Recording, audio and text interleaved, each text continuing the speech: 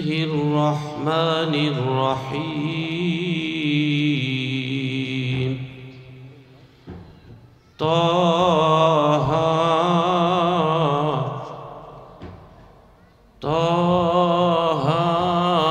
ما أنزلنا عليك القرآن لتشقى إن الله وملائكته يصلون على النبي يا أيها الذين آمنوا صلوا عليه وسلموا تسليما اللهم صل على محمد وعلى آل محمد كما صليت على إبراهيم وعلى آل إبراهيم إنك حميد مجيد اللهم بارك على محمد وعلى آل محمد كما باركت على إبراهيم وعلى آل إبراهيم إنك حميد مجيد بلغ العلا بكماله كشف الدجى بجماله حسنت جميع خصاله صلوا عليه وآله আজকের এই মহৎ ইজলাসের মোহতারাম মধ্যমণি আমার আপনজন এবং আমার খুব হৃদয়ের স্নেহের হাফেজ মাওলানা মুফতি মোহাম্মদ নুরিনুহু আল কায়েদি ঈসা বিন নূর ইন্টারন্যাশনাল হিফজ মাদ্রাসার সম্মানিত মহাপরিচালক প্রতিষ্ঠাতা এবং সম্মানিত ওলামায়ে কেরাম মুরব্বিয়ানে কেরাম এবং প্যারেন্টস বৃন্দ স্টুডেন্ট বৃন্দ আমরা মহান আল্লাহর কাছে লাখো কোটি শুকরিয়া আদায় করছি যে আল্লাহ তাআলা ব্যস্তময় জীবন থেকে আমাদেরকে একটু সময়ের জন্য নিয়ে এসেছেন একটি কোরআনের মোহনায়, কোরআনের একটি বাগানে। খানিক সময়ের জন্য হলেও কোরআনের রং স্বাদ ঘ্রাণ দিয়ে আমরা আমাদের তৃষিত এই আত্মাটাকে শীতল করার একটা সুযোগ পাবো ইনশাআল্লাহ। আমি আপনাদের মাঝে আসতে পেরে অনেক খুশি হয়েছি, আনন্দিত। একটা সময় এ অঞ্চলে অনেক বেশি আসতাম, তো এখন ব্যস্ততা বেড়ে যাওয়ার কারণে আগের মতো আর আসতে পারি না। তো এই মাদ্রাসাটি প্রতিষ্ঠা যখন হয়েছে, প্রতিষ্ঠিত সেই লগ্ন থেকেই আমার একটা নেক দৃষ্টি ছিল এবং একটা আত্মার একটা দোয়া ছিল সব সময়। তো আজকে আসতে পেরেছি আলহামদুলিল্লাহ। তো আমি আজকের আলোচনার সূচনা লগ্নে জ্ঞান, বিজ্ঞান, দর্শন, সাহিত্যের অমর রত্নভাণ্ডার কোরআনুল কারীম থেকে সূরা তহার প্রথম আয়াতটি পড়েছি। এই আয়াতে আল্লাহ তাআলা বলেছেন যে নবী হে, আমি আপনাকে কোনো রকম কষ্টে ফেলে দেওয়ার জন্যে আপনার উপরে কোরআন নাজিল করিনি, বরং কোরআন নাজিল করেছি মানব জাতির ঘাট থেকে গোলামের বোঝা চিরদিনের জন্যে ঝেড়ে ফেলে দেওয়ার জন্যে, ঝেড়ে ফেলতে। তো এই কোরআন হলো আমাদের জীবনের একটি পথ চলার রূপরেখা, বিশ্ব শান্তির রূপরেখা। আল্লাহ তাআলা বলেছেন ওয়াকাযালিকা নুফাসসিলুল আয়াতি ওয়ালিতাস্তাবিনা সাবিলুল মুজরিমিন। এই কোরআনের এত বেশি ব্যাখ্যা বিশ্লেষণ আমি কোরআনে এজন্যই করেছি যেন অপরাধীদের পাপের পথ আলাদা হয়ে যায়, স্পষ্ট হয়ে যায়। তো এই কোরআন দিয়ে আল্লাহ তাআলা আমাদের জীবনকে উন্নততর, মহত্তর, পবিত্রতর করে গড়ে তুলতে যা লাগে মেটার সব কিছু তিনি এই কোরআনে আমাদেরকে পাঠিয়েছেন। আমাদের জীবনের একটি লক্ষ্য আছে, সেই লক্ষ্যে পৌঁছার জন্যে এ কোরআনে যা কিছু প্রয়োজন সব কিছু আল্লাহ তাআলা দিয়ে দিয়েছেন এবং বলেছেন, ইয়া আইয়ুহান নাস ক্বাদ জাআতকুম মাউইযাতুম মির রাব্বিকুম ওয়া শিফাউল লিমা ফিস সুদুরি ওয়া হুদাও ওয়া রাহমাতুল লিল মুমিনিন। হে মানুষ, আমার পক্ষ থেকে তোমাদের কাছে যা কিছু পাঠানোর সব কিছু আমি পাঠিয়েছি, তোমাকে জাগাতে, তোমার ঘুম ভাঙাতে, তোমাকে আলোকিত করতে, ইহকাল পরকালের জীবনকে সাফল্যমণ্ডিত করতে যা কিছু বার্তা দেওয়া দরকার আমার কাছ থেকে সব কিছু আমি পাঠিয়েছি। এবং পাঠিয়েছি অন্তর রোগের শেফা কোরআন এবং মুমিনদের জন্য পথপ্রদর্শক হুদা। তো এই কোরআন আমরা পেয়েছি এবং এই কোরআনের শিক্ষা গ্রহণ করে আমরা মানুষের মতো মানুষ হতে পারছি, এটা আল্লাহর একটা বড় দয়া। আসলে জাগতিক যে শিক্ষা আছে, এই শিক্ষায় মানুষের চোখের অন্ধত্ব দূর হয়, কিন্তু কোরআনের শিক্ষা ছাড়া, আসমানের শিক্ষা ছাড়া মানুষের মনের অন্ধত্ব দূর হয় না। দেখবেন অনেক বিচক্ষণ ব্যক্তিরা আছে, তারা কোরআনের একটা সূরা, হয়তো বড় সূরা মুখস্থ করতে পারে না, কিন্তু একটা অন্ধ, সে কোরআন দেখেনি কখনো, মাকে বাবাকে কখনো দেখেনি, কিন্তু সে 30 পারা কোরআনের হাফেজ হয়েছে। অর্থাৎ তার চোখের আলো না থাকলেও কোরআন দিয়ে তার মনের ঘরকে আলোকিত করেছে। তো আমরা যারা জাগতিক জ্ঞান নেই, শুধু যারা জাগতিক জ্ঞান নেই, আসলে পৃথিবীর সমস্ত জ্ঞানের উৎস হলো কোরআনুল কারীম। আমরা ডাস্টবিন থেকে তুলে স্প্রে করে কতটুকু আর ময়লা পরিষ্কার করতে পারি, ওখান থেকে পরিষ্কার করে যতটুকু পারি আমরা নেই। কিন্তু মূল কোরআনের শিক্ষার যে মূল ভান্ডার, সেটা হলো কোরআনুল কারীম।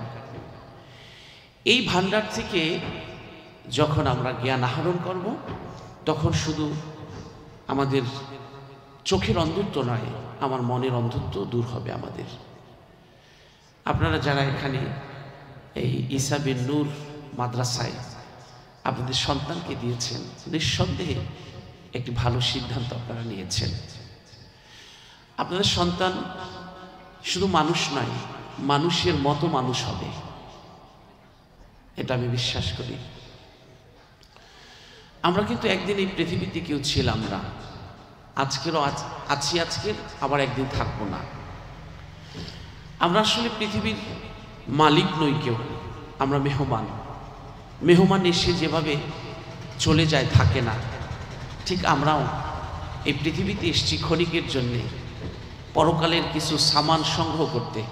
আবার এখান থেকে বিদায়ের শেষ চিঠি যখন চলে আসবে, আমাকে দেওয়া সবটুকুন সময় যখন শেষ হয়ে যাবে, তখন সব অর্জন, স্মৃতি, বন্ধন, মমতা, উপার্জন সব কিছু রেখে আমাকে পাড়ি জমাতে হবে অজানার পথে। আমার সব স্মৃতিগুলো মুছে যাবে, পদচিহ্ন মুছে যাবে, কিন্তু আমার একটা জিনিস মুছে যাবে না, সেটা হলো আমি যদি নেক সন্তান রেখে যেতে পারি। জীবন থাকতে আসলে মানুষের মন চেনা যায় না, বোঝা যায় না। মৃত্যুর পর কবরের কাছে গিয়ে যে তেলাওয়াত করে, চোখের পানি ঝরায়, কবরের কাছে গিয়ে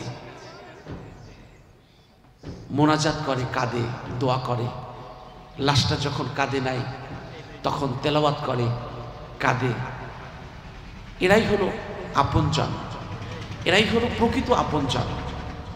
আসলে আমরা এই জীবন থাকতে আমরা মানুষের মন বুঝতে পারি না, চিনতে পারি না। ইন্তেকালের পরে বোঝা যায় যে কে আপন কে পর। আপনাদের এই সন্তানরা আপনাদের সদকায়ে জারিয়ার উপলক্ষ, এরা পৃথিবীর জীবনে যত ভালো কাজ করবে আপনার সব স্মৃতি মুছে যাবে, কিন্তু এই ভালো কাজের মিনার, সূর্য মিনার মহিমা, এটা কিয়ামত পর্যন্ত আপনার আমলনামায় জারি থাকবে, এটা কখনো মুছবে না। আমার জীবনের স্মৃতি আছে অনেক। আমি একসময় প্রাথমিক মাধ্যমিক শিক্ষাটা আমি স্কুলে করেছিলাম একটা পর্যায়ে, সেখান থেকে আমি অ্যারাবিকে চলে এসেছি। আমার একটা ক্লাসমেট ছিল, ও আমেরিকার ম্যানচেস্টারে অনেক বড় একটা বিশ্ববিদ্যালয় থেকে পড়াশোনা করে পিএইচডি করেছে। তো এত ভালো উন্নত মানের বিশ্ববিদ্যালয়ে পড়েছে যে 5 কিলোমিটার যেতে হয় সাইকেল চালিয়ে, অর্থাৎ এত দূরে ক্যাম্পাস যেখানে কোনো শব্দ দূষণ হবে না, মানে গাড়ি এবং মানুষের আওয়াজ যেন যেতে না পারে, এজন্য গাড়ি প্রবেশও নিষেধ। প্রায় 5 কিলোমিটার হেঁটে অথবা সাইকেলে যেতে হয়। ওই প্রতিষ্ঠানে তাকে পড়ানো হয়েছে এবং প্রায় কোটি কোটি টাকা খরচ করেছে তার পিছনে। তো আমার বন্ধুর বাবা, ক্লাসমেটের বাবা যখন মারা গেল, তখন সে আমাকে বললেন, আজানি ভাই, বাবা ওসিয়ত করে গেছে আপনি জানাজা নামাজ পড়বেন। তো আমি জানাজা নামাজ পড়লাম। অঝরে আমার সে বন্ধুটা কাঁদতেছিল আর বলতেছিল, বাবা তুমি আমাকে সবচেয়ে বড় বিশ্ববিদ্যালয়ে পড়িয়েছ, সব কিছু করিয়েছ, কিন্তু তোমার জানাজা নামাজটা কিভাবে পড়তে হয় তা কেন আমাকে পড়ালে না? কিভাবে তোমার জানাজা নামাজ পড়াতে হয় সেটা কেন আমাকে শেখালে না? তুমি আমাকে সব শিক্ষা দিয়েছ, তুমি আমাকে যা শিখিয়েছ, কিন্তু আমার মূল শিক্ষাই তুমি আমাকে দাওনি বাবা। তো এই জন্য আমরা আমাদের সন্তানদেরকে একমুখী জাগতিক শিক্ষার দিকে নিয়ে যাচ্ছি। আমরা আমাদের জীবনের পরন্ত বেলায় আমাদের সন্তানদের যে সবচেয়ে কাছে থাকা দরকার, তখন আমাদের সন্তানকে কাছে পাই না, ওরা আমাদেরকে ভুলে যায়। কারণ ওদেরকে ওই শিক্ষাটা আমরা দিতে পারিনি যে মা বাবা হলো সন্তানের জন্য বড় সম্পদ। তো এই জন্যে আপনারা এই যে সিদ্ধান্ত নিয়েছেন যে কোরআনের হাফেজ বানাবেন আপনার সন্তানকে, এটা একটা সঠিক সিদ্ধান্ত এবং এরা হবে আপনার জান্নাতে যাওয়ার উপলক্ষ। মান ক্বারাআল কুরআনা ওয়া হাফিযাহু আদখালাহুল্লাহুল জান্নাহ ওয়া শাফাআহু ফি আশরাতিন মিন আহলি বাইত কুল্লাহুম ক্বাদ ইস্তাওজাবান নার। যারা কোরআনের হাফেজ হবেন তারা তার পরিবারের এমন 10 জনকে সুপারিশ করে জান্নাতে নিয়ে যাবেন। নবীজি বলেছেন, যাদের নিশ্চিত জাহান্নাম নির্ধারিত ছিল এমন 10 জনকে নিয়ে এই হাফেজ জান্নাতে যাবে, জান্নাতে যাওয়ার জন্য সুপারিশ করবে, আর সেই সুপারিশ কবুল করা হবে। বলুন সুবহানাল্লাহ। নবীজি বলেছেন, ইন্না হাযাল কুরআন হাবলুল্লাহি ওয়া নূরুল মুবিন ওয়া শিফাউন নাফিউ আকদুল লিমান তুমসিকা বিহি ওয়া নাজাতুল লিমান তাবিয়া। এই কোরআন হলো নূর, শিফা, আলো। কোরআন হলো মুক্তির চুক্তিপত্র। যারা কোরআনকে জীবনে মেনে নিবে, জীবনের সাথী করবে, আল্লাহ তাআলা তাদেরকে কিয়ামতের দিন মুক্তি নসিব করবেন। আলহামদুলিল্লাহ। আপনার পরিবারকে কোরআনের আহাল করেছেন।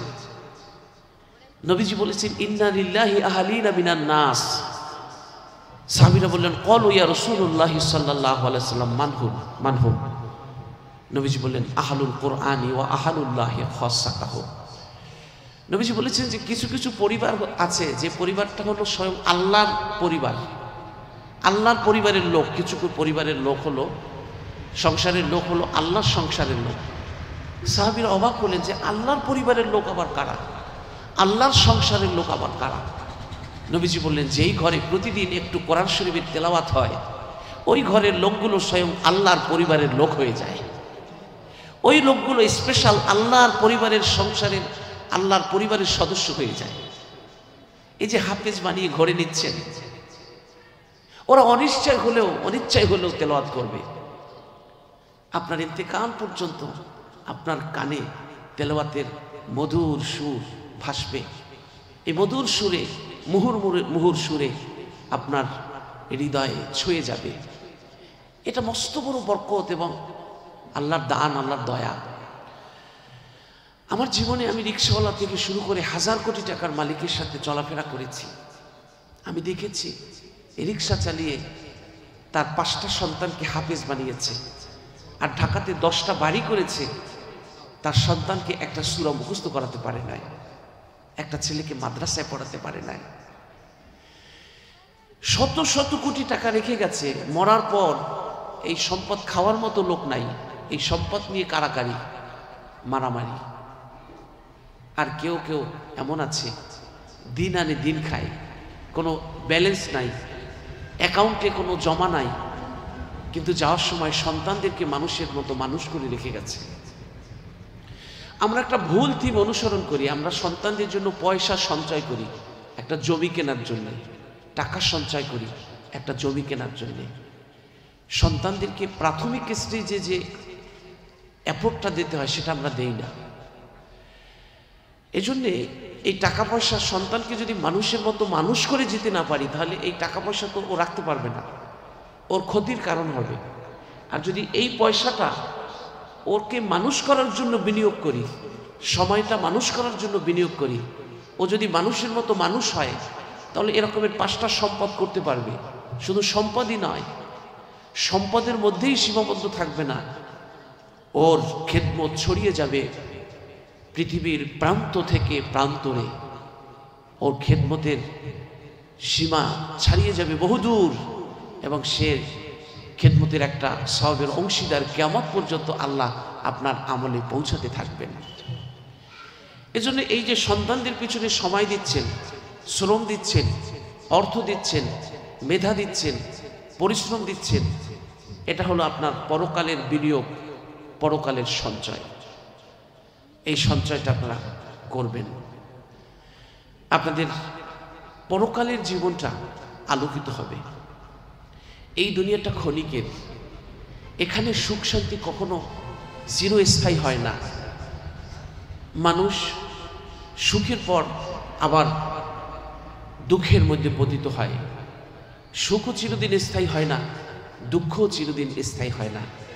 কিন্তু পরকালে যদি আপনি সুখী হন, তাহলে সেটা হবে স্থায়ী, অনন্তকাল, এই সুখের কোনো শেষ নেই। আর যদি নসিব খারাপ হয়, দুঃখ যদি এসে যায়, তাহলে সেই দুঃখও কখনো শেষ হবে না। প্রিয় সুধী, এই যে বাড়িটা এখন আপনি আছেন, এই বাড়িটা এক সময় ছিল আপনার দাদার বাবার। দাদার বাবা যখন চলে গেছেন, তখন দিয়ে গেছেন আপনার দাদাকে। আপনার দাদা যখন মৃত্যুবরণ করেছে, তখন এই বাড়িটা দিয়ে গেছে আপনার বাবাকে। আপনার বাবা যখন চলে যাবে, তখন এই বাড়িটা দিয়ে যাবে আপনাকে। আপনি যখন চলে যাবেন, তখন এই বাড়িটা দিয়ে যাবেন আপনার সন্তানকে। আপনার সন্তান যখন চলে যাবে, বাড়িটা দিয়ে যাবে আপনার নাতিকে। এভাবে করে বংশ পরম্পরায় চলছে। আমরা কিন্তু কেউ এই সম্পদের মালিক নই, আমরা মেহমান। ক্ষণিকের জন্য এখানে আমরা আসি, আল্লাহ ক্ষণিকের জন্যে এই জায়গা আমাদের থাকতে দেয়, মালিক করে দেন না, থাকতে দেন, ভোগ করে দেন। এই পৃথিবীর কত মানুষ চলে গেছে, তারা গুলশান বনানী এবং বিভিন্ন জায়গার দামি দামি জমির মালিক ছিল। তারা কি কবরে যাওয়ার সময় এখান থেকে সম্পদ নিয়ে যেতে পেরেছে? 100 টাকা সম্পদও কি নিয়ে যেতে পেরেছে? নেয়নি, নেওয়া যায় না, নিতে দেয় না। এটা থাকার জন্য দেয়, মেহমানদের জন্য, আপ্যায়নের জন্যে আল্লাহ ব্যবস্থা করেন। ঠিক আমাদেরও যেখানে আমরা আছি, এই সম্পদ আমার প্রকৃত সম্পদ নয়, এই সুখ আমার প্রকৃত সুখ নয়। আমার প্রকৃত সম্পদ হলো আমরা যদি নেক সন্তান গড়ে যেতে পারি, এটা হলো পরকালের আমার মুক্তির কারণ, নাজাতের কারণ। দুনিয়া থেকে মানুষ যখন চলে যায়, তখন সন্তান যখন নেক কাজ করে, বাবা মার জন্য দান সদকা করে, তখন ফেরেশতারা তার যদি আযাব হয়, তার হাত পায়ের শিকল খুলে দেয়, আযাব থেকে তাকে উঠায় নেয়, কঠিন প্রহার থেকে তাকে মুক্ত করে দেয়, ছেড়ে দেয়, তাকে নিয়ে গোসল করিয়ে পরিচ্ছন্ন করে তার জন্য খাবারের ব্যবস্থা করে, তাকে হাত দিয়ে খাওয়ায় দেয়। তখন এই মা বাবা জিজ্ঞেস করে, তোমরাই তো এত আঘাত করতে, মারতে, কষ্ট দিতে, কত অনুনয় বিনয় করতাম, মিনতি, ফরিয়াদ, অনুরোধের সব ভাষা হারিয়ে যেত, তবুও তো একটু আমাদেরকে উপকার করতে না। আজকের যে করলে, আজকের যে খাবার দিলে, আজকের যে শিকল খুলে দিলে, আজকের যে মারলে না, আজকের যে কষ্ট দিলে না, কেন এমনটি করলে?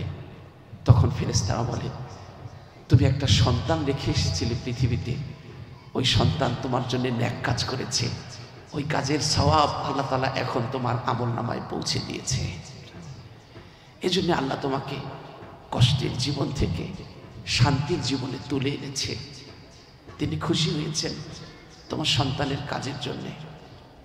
এটাই হলো আমাদের প্রকৃত সম্পদ, এটাই হলো আমাদের প্রকৃত সম্পদ। এজন্যেই আমরা চোখ বন্ধ করার আগে, পৃথিবী ছাড়ার আগে আমরা কিছু নেক সন্তান যদি রেখে যেতে পারি, এই নেক সন্তান কিয়ামতের দিন আমার জন্য সুপারিশ করবে। কোরআনের হাফেজরা আমার জন্য সুপারিশ করবে। শুধু দুনিয়াতেই নয়, দুনিয়া আখেরাতে আল্লাহ তাআলা মর্যাদা বহুগুণ বাড়িয়ে দেবেন। এজন্য আপনারা এই প্রতিষ্ঠানে যারা আপনাদের সন্তান ভর্তি করেছেন, আপনারা আসলে ঠকবেন না। কারণ হলো এডুকেশনের একটা ইন্টারন্যাশনাল মান আছে। এই মানটা বুঝতে পারাটাও হলো একটা বড় কারিকুলাম। তো এই যে নুরিনুহু এর দেশ সেরা প্রতিষ্ঠানগুলোতে পড়েছে এবং তার তেলাওয়াতের মান এবং তার শিক্ষকদের তেলাওয়াতের মান, ইন্টারন্যাশনাল যে মান আছে, সেই ইন্টারন্যাশনাল স্ট্যান্ডার্ড মানের আমরা এখনও কিন্তু পড়াশোনা করি। আমি যখন রমজানে এতেকাফ করি, একেবারে একান্তে না জানিয়ে চলে যাই শেষ 10 দিন, তখন আমি প্রোগ্রাম সেট করে যাই মিশর আল আজহার বিশ্ববিদ্যালয়ের আল কোরআন বিভাগের ডক্টর, ওনার কাছে আমি কিছু তেলাওয়াত শিখি, এখনও অক্ষর শিখি হারাম শরীফে। একটা সময় বাংলাদেশ থেকেই করে যাই, উনিও উমরায় আসেন, ওখানে আসেন, এতেকাফ করেন, উনি আমাকে পড়ান। তো আসলে এই আল কোরআনের যে মানে শিক্ষার যে এটার কোনো শেষ নেই, এটার একটা অক্ষর উচ্চারণের যে মাকামাত, এটার শেষ নাই, শুরু আছে শেষ নেই। তো এই মানগুলো, পড়াশোনার যে একটা স্ট্যান্ডার্ড আছে, এটা এই মাদ্রাসা রক্ষা করতে পারবে, এই বিশ্বাস আমার আছে। কারণ আমি নুরিনুহুকে ছোটবেলা থেকে দেখেছি, সব কিছুতে একটা কোয়ালিটি মেনটেন করে। এবং আমার একটা ছায়া এবং আমার একটা নেক দোয়া এখানে আছে। অনেক প্রতিষ্ঠান আছে, আমি তো বাংলাদেশের 64 জেলায় আল্লাহ ঘুরিয়েছে এবং বিশ্ববিখ্যাত প্রতিষ্ঠানগুলোর পরিচালক। এবং আমি এই 16 বছর একটা প্রোগ্রাম করি নিউজ 24-এ, সকাল 6টা থেকে 6টা 40, এই 40 মিনিটের একটা প্রোগ্রাম এই 16 বছর পর্যন্ত বিজ্ঞাপন ছাড়া প্রচার হয়। এখানে এমন কোনো বিশ্ববিদ্যালয় নাই বাংলাদেশের যার ভিসি প্রভিসি বিভাগীয় প্রধান আসে নাই, এমন কোনো বিখ্যাত আলেম নেই যারা এই স্টুডিওতে আসে নাই। আমি এডুকেশনের একেবারে ডিপ থেকে আমি দেখেছি কোথায় কি গ্যাপ, কিভাবে সারা যায়। তা আমি যেটা দেখেছি যে কিছু কিছু প্রতিষ্ঠান এমন থাকে যারা স্টুডেন্টের যে আসল যে চিত্রটা, ওই চিত্রটা তারা ফুটিয়ে তোলে না। স্টুডেন্টের কমতি হবে সে কারণে সবাই করে না, কেউ হয়তো করতে পারে, এজন্য তারা প্রকৃত অবস্থাটাকে তুলে ধরে না। কিন্তু প্রকৃত অবস্থাটা যে কি অবস্থায় আছে তার বাচ্চা, আজকের তার কত পার্সেন্ট পড়া দিল, কত পার্সেন্ট ডেভেলপ হলো, এবং তার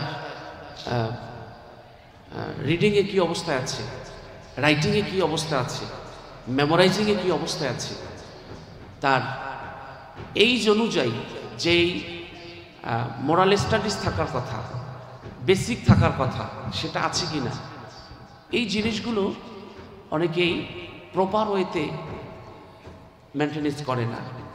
কিন্তু আমার বিশ্বাস নুরিনুহু এই কাজটি করে। এবং আমি দেখেছি, আমি সরাসরি আসতে না পারলেও আমি অনলাইনে দেখি এই প্রতিষ্ঠানের কার্যক্রম খুব ভালো, আলহামদুলিল্লাহ। আপনারা যারা আপনাদের সন্তানকে এখানে দিয়েছেন, চোখ বুজে নিশ্চিন্তে আপনারা আপনাদের সন্তানকে রাখেন এবং আপনার আপনজনের সন্তানদেরকেও এখানে আপনারা ভর্তি করার জন্য সুপারিশ করতে পারেন। কারণ অনেক জায়গায় আছে যে বাচ্চা 30 পারা কোরআনের হাফেজ হয়, কিন্তু তার পড়াটা ওরকমের সহিশুদ্ধভাবে হয় না, করতে পারে না, অল্প সময়ের মধ্যে হেফজ করে ফেলে, কিন্তু স্ট্যান্ডার্ড যে মানটা সেটা বজায় থাকে না। কিন্তু ধীরে ধীরে হাফেজ হোক, খুব দ্রুত হাফেজ হওয়ার পরে সেটা দেখা যায় যে ইয়াদ রাখতে পারলো না, অল্প দিনের মধ্যে ভুলে যায়। কিন্তু অল্প অল্প করে ধীরে ধীরে এই দীর্ঘ 23 বছর বসে কোরআন শরীফ কেন নাজিল হলো? দীর্ঘ সময় বসে, একদিনই তো আল্লাহ তাআলা নাজিল করে দিতে পারতেন। ধীরে ধীরে তিনি এভাবে এ কারণে নাজিল করলেন যেন মানুষের স্মৃতিতে গেঁথে যায়, লং টাইমের জন্যে, স্মৃতি থেকে যেন আর মুছে না যায় সেজন্যে। কিন্তু আমরা অল্প সময়ে আমরা হাফেজ বানাতে চাই আমাদের সন্তানকে, অল্প সময়ে নগদ পেতে চাই। সার্টিফিকেট এইটা কিন্তু বড় জিনিস না, হাফেজ হওয়াটা বড় জিনিস না, এই ইয়ারটা শেষ পর্যন্ত ধরে রাখা হলো বড় জিনিস। এজন্য প্রতিদিন অনেক বেশি সবক দেয়, খুব দ্রুত এগিয়ে যাচ্ছে, এইটা কিন্তু হাফেজ, ভালো হাফেজ হওয়ার মানদণ্ড না। মানদণ্ড হলো অল্প পড়া দিচ্ছে, ধীরে ধীরে আগাচ্ছে, কিন্তু কোনো ভুল থাকছে না, সুন্দরভাবে সহি শুদ্ধভাবে মাখরাজ, তাসবিহ, নিয়মকানুন সহ সে পড়তেছে, ধীরে ধীরে হচ্ছে, এটা হলো সঠিক পদ্ধতি। তো আমি এই মাদ্রাসার যতটুকু দেখেছি এবং এদের কারিকুলাম এবং কার্যক্রম আমি সন্তুষ্ট, আলহামদুলিল্লাহ। আপনারাও আপনার সন্তানদেরকে এখানে দিবেন এবং আমি দোয়া করব আপনাদের জন্য। এবং নূরে নুহু আমার তো আত্মীয়, আমার ভাতিজা, আমার একটা বিশ্বাস আস্থা ওর প্রতি আছে, ও আপনাদের সন্তানদেরকে আগলে রাখতে পারবে এবং ভালো একটা স্বপ্ন দেখাতে পারবে, ভালো একটা জায়গায় নিয়ে যেতে পারবে ইনশাআল্লাহ। এইটা হবে একসময় এই কোরআনের দিনের মার্কাজ, দিনের সূতিকাগার হবে ইনশাআল্লাহ। এখান থেকে বিশ্ববরণ্য আলেম হবে, বিশ্বজয়ী হাফেজ হবে, বিখ্যাত হাফেজ হবে, তার কোরআনের সুর ছড়িয়ে পড়বে পৃথিবীর ইথরে ইথরে, প্রান্ত থেকে প্রান্তে। এই দোয়া আমার থাকলো। আপনারা যারা এই সকালবেলায় বিভিন্ন কাজকর্ম রেখে এসছেন, সময় দিয়েছেন, অনেক অনেক ধন্যবাদ। আপনাদের জন্য শুভকামনা থাকবে। আমরা এখন আপনাদের সন্তানদেরকে সবক দেব ইনশাআল্লাহ। আউযু বিল্লাহি মিনাশ শাইতানির রাজীম।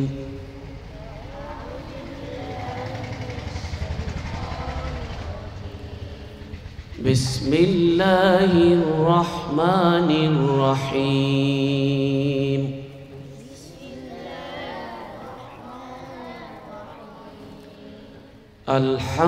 আলহামদুলিল্লাহি রাব্বিল আলামিন।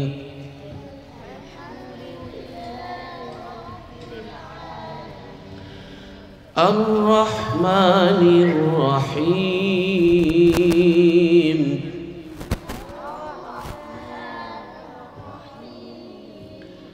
মালিকি ইয়াউমিদ্দিন।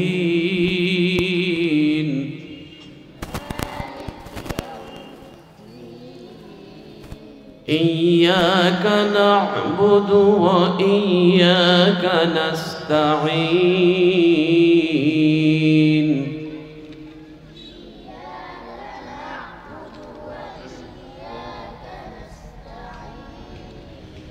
اهدنا الصراط المستقيم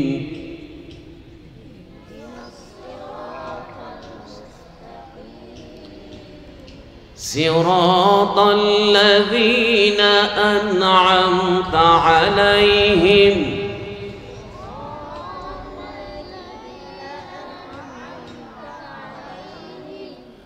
غير المغضوب عليهم ولا الضالين.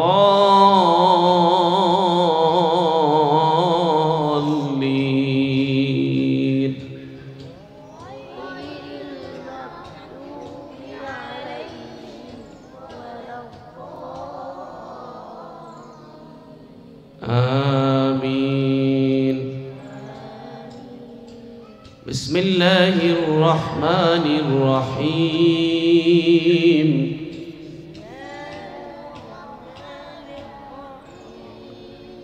ألف لام ميم.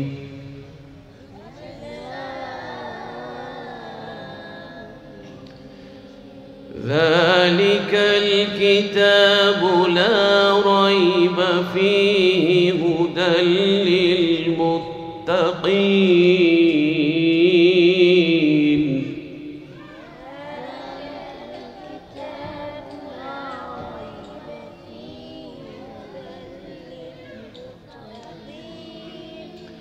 الذين يؤمنون بالغيب ويقيمون الصلاة ومما رزقناهم ينفقون.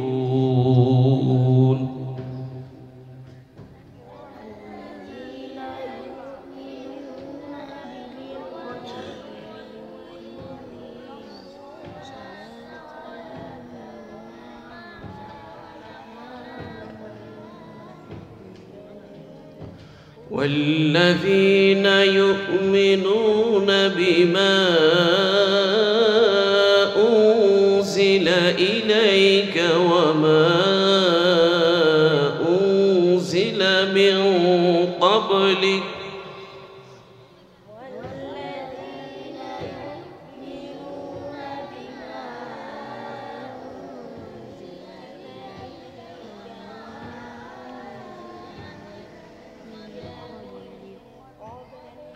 وبالآخرة هم يوقنون.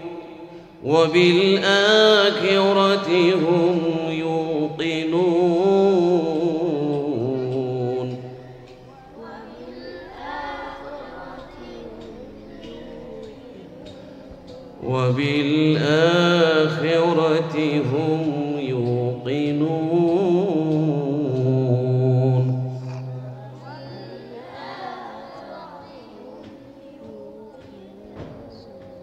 صدق الله العظيم.